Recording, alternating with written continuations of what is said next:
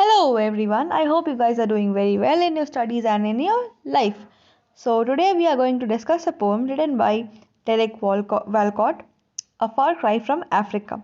So, let's start with the description of author. He was born in Castries, St. Lucia, the West Indies on January 23, 1930. Where is West Indies? It is in North America. He first published his poem in 1944 when he was just 14 years old. By the age of 19, he self published two volumes, 25 poems, and epitaph for the young.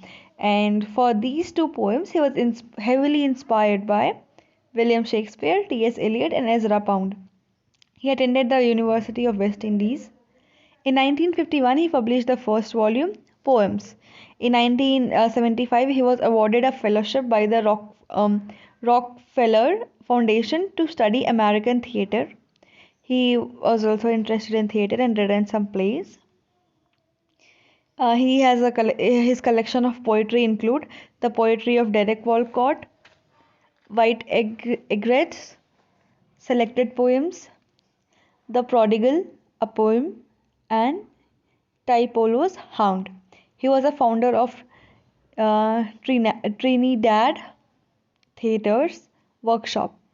He has also wrote several plays, as I mentioned, because of course he has studied American theater. So his several plays include The Odyssey, a stage version, The Island Full of Noises, Remembrance and Pantomime, The Joker of Seville and O Babylon, Dream on Monkey Mountain, and other plays. It was Obi was awarded for distinguished foreign play. This poem, sorry, this play. I'm so sorry. Three plays: The Last Carnival, Beef, No Chicken, a branch of the Blue Nile. Next, he founded Boston Playwrights Theatre at Boston University in 1981. He has also written essays. His most famous essay include What the Twilight Says, 1998. Walcott's honor include MacArthur Foundation's Fellowship, the T.S. Eliot Prize, the Monteil Prize, a Royal Society of Literature Award. So he was awarded with a lot of them. In 1988, he also was awarded with the Queen's Medal for Poetry. In 1992, he became the first Caribbean writer to receive the 1992 Nobel Prize in Literature. In 2015, he received the Griffin Trust for Excellence in Poetry Lifetime Achievement Award, and he died on March 17, 2017 in St. Lucia, where he was born. Okay, people, so let's jump into the text without wasting any time. So, before reading this poem, there are few things that we need to consider. Is about a Mau Mau uprising. What it was a guerrilla war waged by Kenyan rebels against the British colonists from 1952 to 1960. So, when the British colonized Africa, there were protests throughout. So some opted for the peace type of protest, and some for the violent. And Mau Mau talks about the violent. Just like in Palestine, there are protests about the Israel and all capturing their land.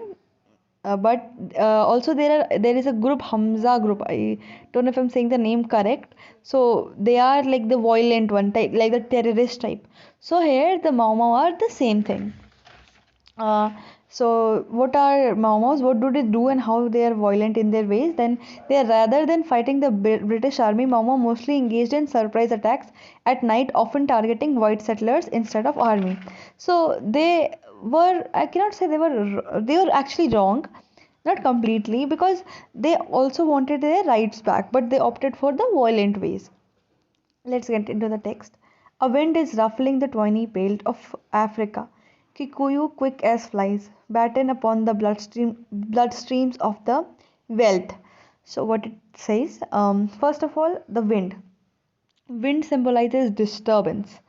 Uh, Wind has a lot of meaning. We can say that तूफान आने से पहले वाली शांति, or we can see that just the wind is passing by, nothing else.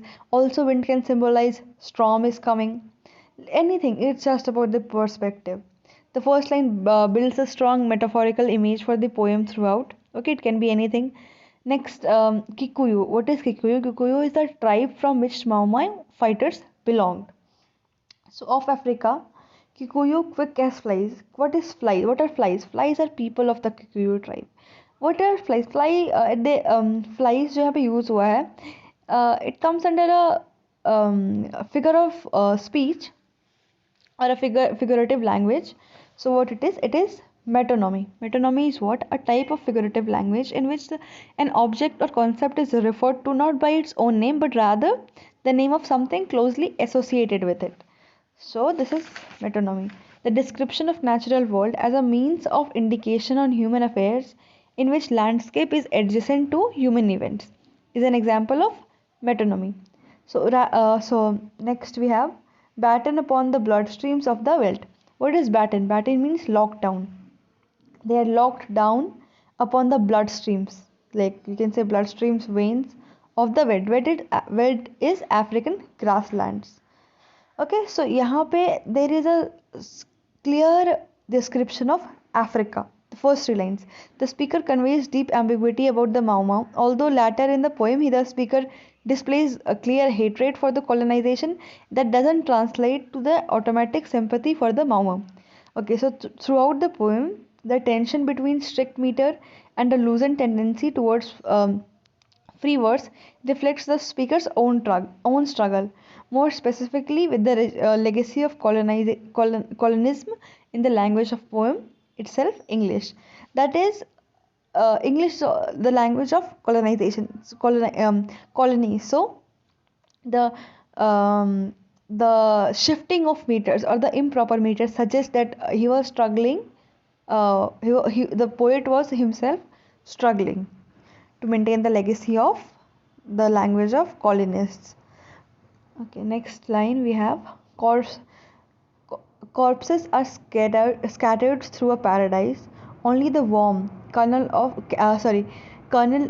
carom cries. Waste no compassion on these separate dead. Okay. Corpses means dead bodies are scattered through a paradise. Paradise is the land of Africa, which is very beautiful.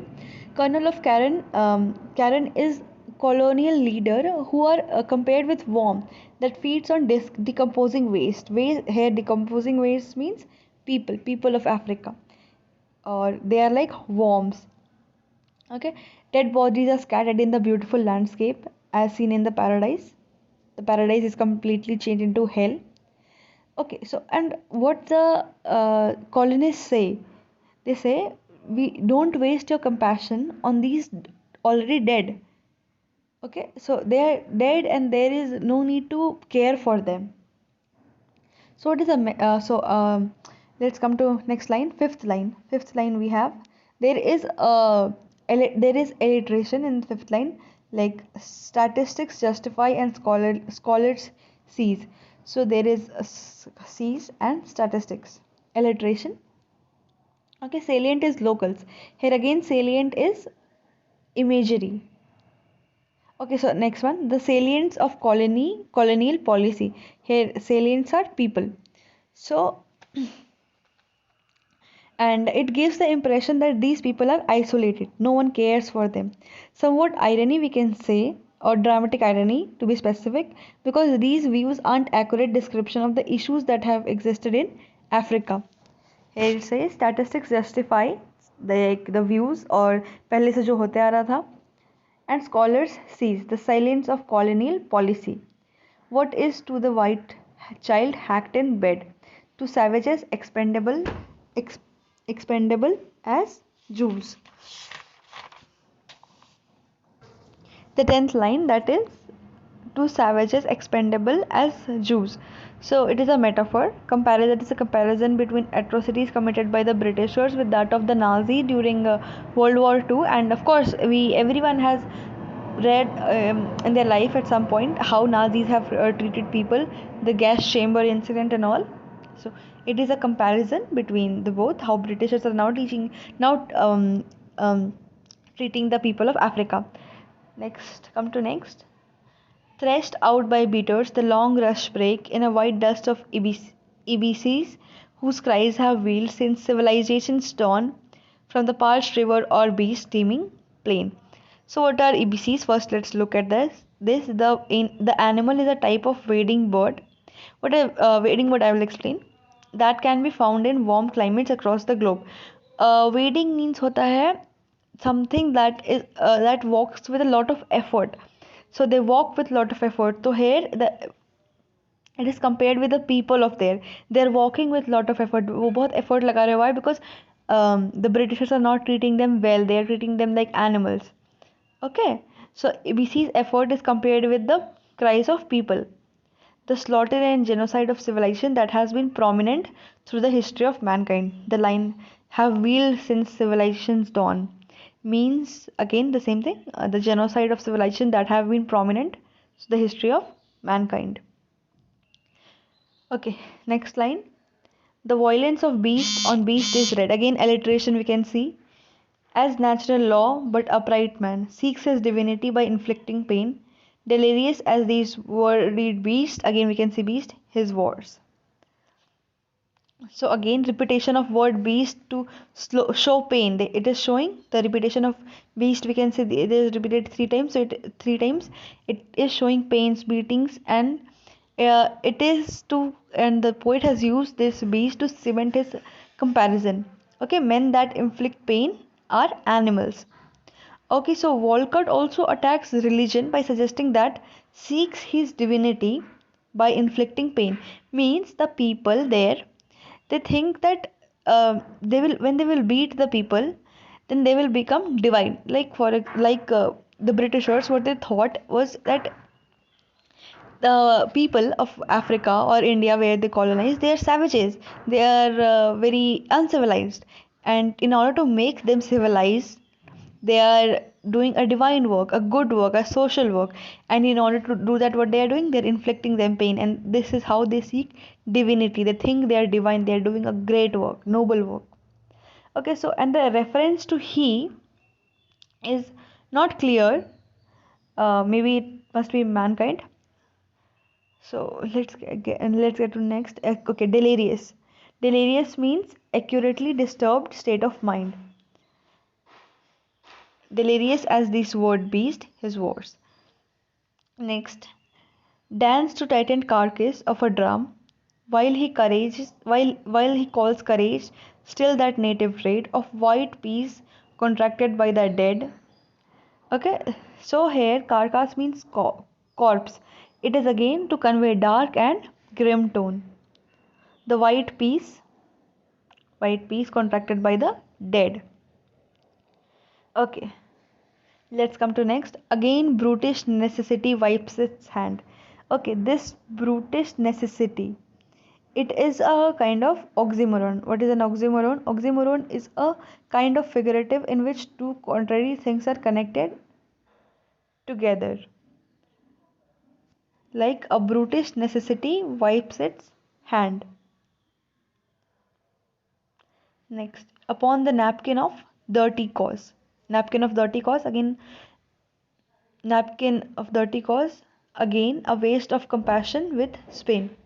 The wrestles with the Superman. Here, Superman highlights the events that are contemporary and that are current affairs. Dirty causes corruption.